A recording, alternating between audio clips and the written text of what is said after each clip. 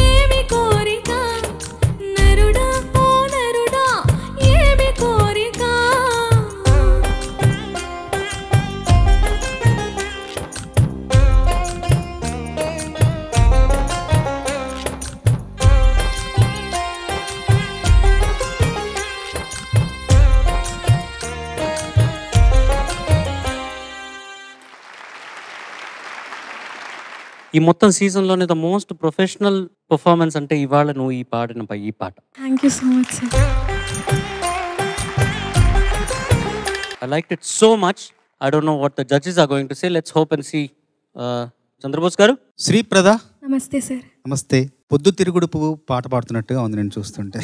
Thank you sir. చాలా బాగా పాడేవరా. Thank you so much sir. 2 చరణాలు చాలా బాగా పాడావు. మొదటిసారి వచ్చిన పల్లవిలో నరుడా ఓ నరుడా ఏమి కోరిక, తర్వాత కోరుకో కోరి చేరుకో దగ్గర ఇంకెలా పాడితే బాగుంటుందో ఆవిడ చెప్తుంది. అదొక్కటే, మిగతా చాలా చాలా బాగా పాడావు. Thank you sir. మొదటి చరణంలో ఇవి దొరకని సరసాల, ఇవి దొరకని దగ్గర కూడా ఇంకొంచెం అందంగా పాడాలి. ఈ 2 మార్పులు చేర్పులు. పరిమిత సంఖ్యలో సినిమాలకు సంగీత దర్శకత్వం వహించిన, అపరిమితమైన పేరు ప్రఖ్యాతులు సంపాదించిన పాటలను స్వరపరిచారు మాధవపెద్ది సురేష్ గారు. నిజంగా ఆయనకు మనస్ఫూర్తిగా అభినందనలు. ఇందులో నాకు బాగా నచ్చింది ఏంటంటే రా దొర ఒడి వలపుల చెరసాలరా లే వరా, ఇది దొరకని సరసాలురా. లేవరా అంటే లేవరా ఉంది, లే వరుడా అనే ఒక శ్లేషాలంకారం వేటూరి గారు చాలా అద్భుతమైంది. తర్వాత 2వ చరణంలో నీ చలి స్వరమెరుగని ఒక జావళి. జావళి అంటే ఏంట్రా? జావళి అంటే ఒక తీరు, పాట తీరు. కర్ణాటక సంగీతంలో ఒక ప్రక్రియ అది. అది శృంగార ప్రధానమైన గీతం. అది ఒక పల్లవి అనుపల్లవి కొన్ని చరణాలు ఉంటాయి. శృంగార ప్రధానం. తర్వాత భక్తిరస ప్రధానం కూడా ఉంటుంది జావళిలో.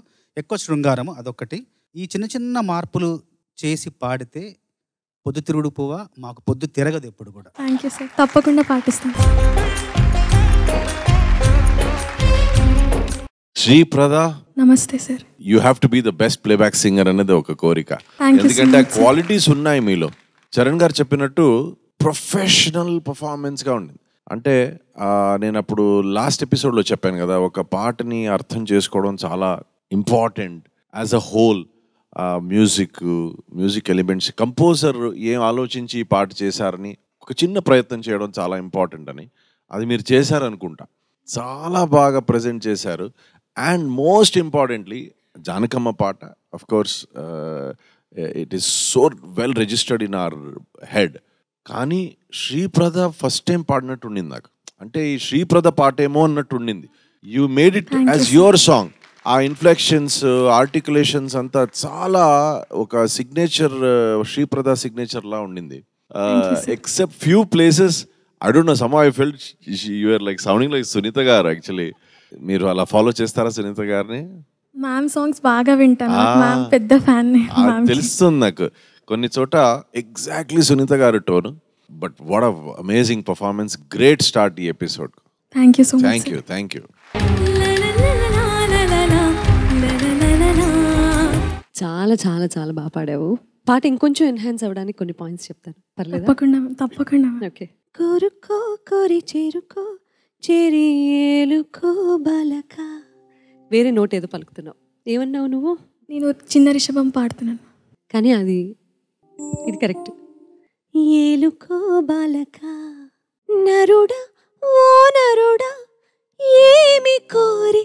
అందులో జానకమ్మ కూడా ఫస్ట్ టేక్ ఆఫ్ ఏమి ఏమి కోరిక, ఆ కాకు వచ్చేసరికి సాఫ్ట్ చేసి అలా ల్యాండ్ చేస్తారు ఆవిడ. ఇంకోటి సస్టైన్ అవ్వట్లేదు నీ నోట్స్ లాస్ట్లో ఫినిషింగ్ అప్పుడు. అదొకటి చూసుకుంటే బాగుంటుంది అనుకున్నాను. Okay ma'am. ఫస్ట్ చరణంలో దూర దూర సోకులేరి ఏం పాడుతున్నావు? దూర దూర సోకులేరి తోచుకో సఖా సఖా సఖా సఖా సఖా సఖా. ఖా కొట్టకు మైక్ మేనేజ్ చేసి. సఖా సఖా వస్తుంది, సఖుడా అది. సో ఇంకోటి నా గిలి బిగినింగ్ నుంచి అలాంటి ఎక్స్ప్రెషన్ పెడితే మనం ఎక్కడ ఎన్హాన్స్ చేయాలనుకునే పాయింట్ అక్కడ ఈ ఎక్స్ప్రెషన్ కలిసిపోయి మిక్సప్ అయిపోయి ఎలా బిగిన్ చేసామో అలాగే ఫినిష్ చేసినట్టు అనిపిస్తుంది.